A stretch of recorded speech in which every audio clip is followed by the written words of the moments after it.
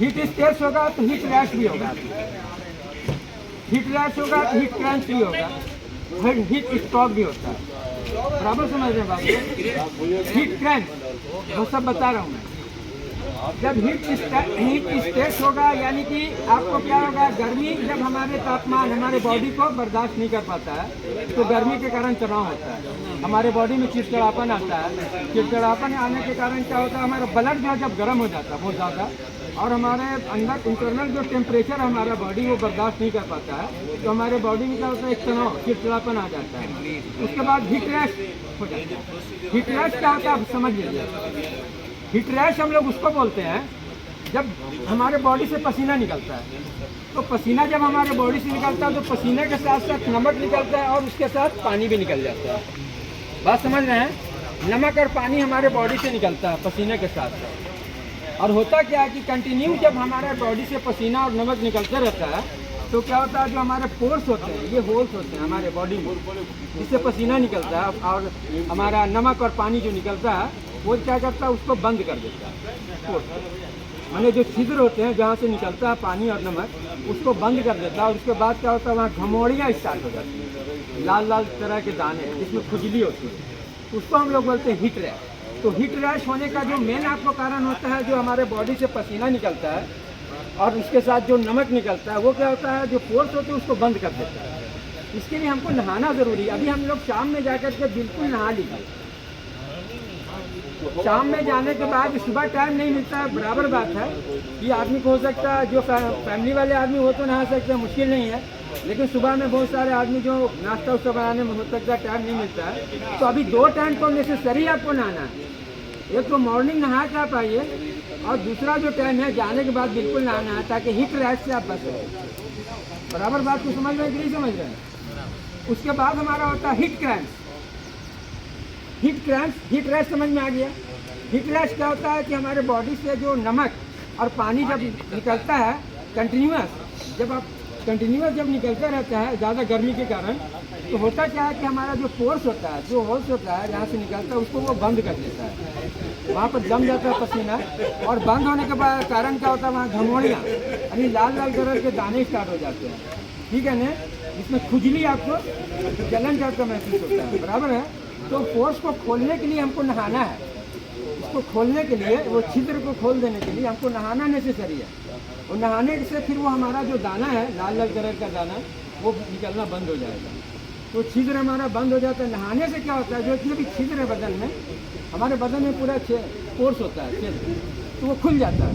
जब हम लोग साबुन लगा के से नहाते हैं तो जितना भी पोर्स हमारे बॉडी का वो सब खुल जाता है, और खुल जाने से वो धीरे धीरे जो दाना है वो धीरे धीरे वो ठीक हो जाता है। बराबर समझ गए बात को? अब होते हैं हम लोग हीट क्रैम्प्स।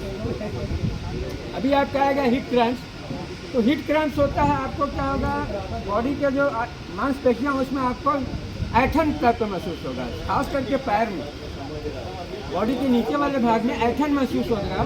ज़्यादा आपको टेम्परेचर में काम करने की वजह से ये हो सकता है ऐठन, है ना।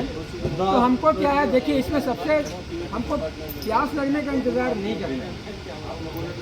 प्यास लगने का हर 20 मिनट पर हमको पानी पी लेना है। पानी का वाटर बोतल अपने साथ में ले जाएं। जब आप प्लांट में काम कर रहे हैं तो ये हर कोई अपने साथ में वाटर बोतल ले करके जाइए प्लांट के अंदर, और प्यास लगने का बिल्कुल इंतज़ार मत कीजिएगा। हर 20 मिनट के बाद जो है पानी पी लीजिए, ये हमारे लिए बहुत ही ज़रूरी रहेगा। और अगर अगर जलन हो रही है पेशाब में, अगर ये महसूस होता है कि जलन हो रही पेशाब में, जैसे होता है नहीं, तो पेशाब करने से पहले आपको क्या होगा, कड़क टाइप का महसूस होता है, जलन टाइप का महसूस होता है अगर पेशाब में, तो ब्लड आपका इसका मतलब बहुत गर्म हो गया है और हीट स्ट्रोक हो गया। हीट स्ट्रोक बोले तो लू लग गई। तो उसमें शराब का सेवन बिल्कुल भी नहीं करना, इससे आदमी की जान जा सकती है। हीट स्ट्रोक होने का और मेन कारण होता है शराब का सेवन, जो बोला जाता है कि इससे आपकी जान जा सकती है। अभी गर्मी के दिनों में ज़्यादा तला भुना ये सब चीज़ कम खाइए, ताकि इससे हम बच सकें।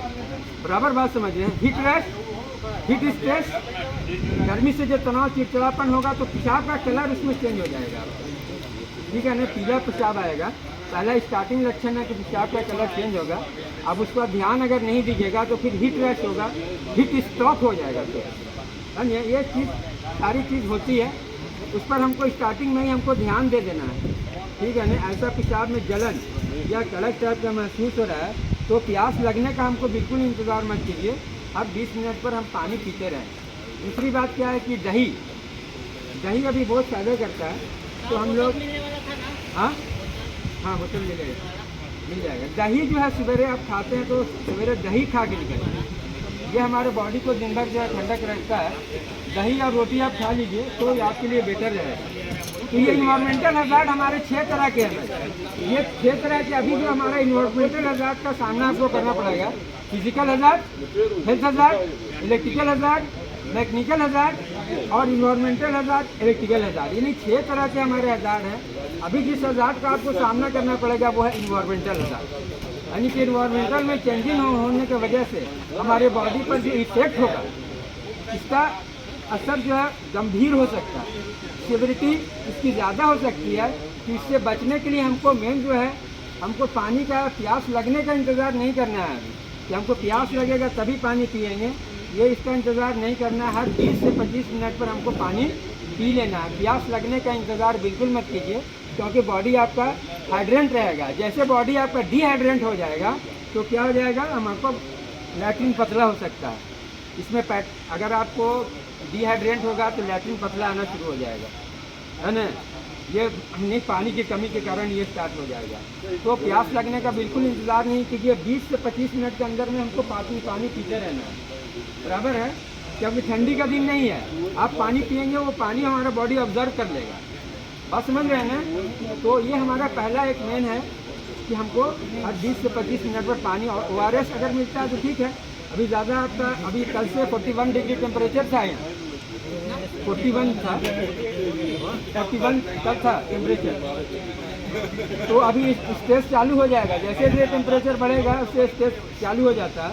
तो हम लोग को अभी जो मेन अभी हम लोग को ध्यान में रखना है कि मेन अभी हम लोग देखिए बॉडी हमारा क्या, बात को समझ लीजिए, बॉडी को हम लोग जैसा बनाते हैं वैसी बॉडी हमारी बन जाती है, बात समझ रहे हैं।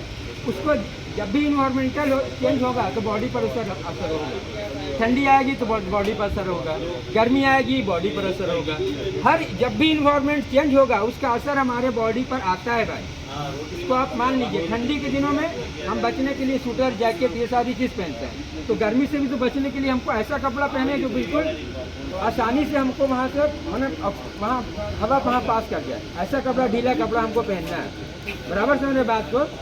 देखिए बहुत प्राचीन काल में एक बताया गया है कि एक समय अकाल आ गया था। देखिए हमारे बॉडी पर कैसे असर होता है, हम अपने बॉडी को जैसा चाहें वैसे अपने बॉडी को हम बना सकते हैं, बात समझ रहे हैं हमारी। अगर आप बॉडी को चाहते हैं कि हम अपने बॉडी को हीट स्ट्रेस में ही शामिल कर लें तो आपकी बॉडी लू लग जाएगा। अपने बॉडी को आप जैसा चाहेंगे वैसे आपकी बॉडी बन जाएगी, बात समझ रहे हैं। तो हमको बताया गया कि एक समय धरती पर अकाल आ गया था।